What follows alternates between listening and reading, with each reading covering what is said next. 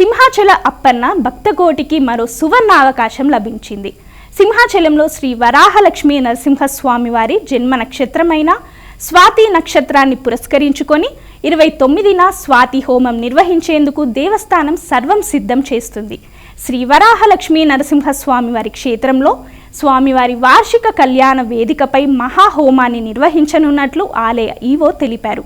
శ్రీ లక్ష్మీ నరసింహుని దివ్య హోమగుండం నుంచి వెలువడే పవిత్ర ధూమం, వేద మంత్రాల స్పందనలు భక్తుల జీవితాల్లోని సకల అరిష్టాలను తొలగించి సర్వ శుభాలను చేకూరుస్తాయని ఆలయ స్థానాచార్యులు డాక్టర్ టి.పి. రాజగోపాల్ తెలిపారు.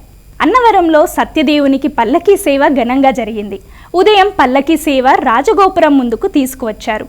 స్వామి అమ్మవార్ల ఉత్సవమూర్తులను పల్లకీలో కొలువుదీర్చి పూజలు చేశారు. కొబ్బరికాయ కొట్టి పల్లకి సేవ ప్రారంభించారు. అనంతరం వేద పండితుల మంత్రోచ్చారణలు, మంగళ వాయిద్యాల నడుమ ఆలయం చుట్టూ ముమ్మార్లు పల్లకి సేవ జరిగింది. ఈ కార్యక్రమంలో భక్తులు పెద్ద సంఖ్యలో పాల్గొన్నారు.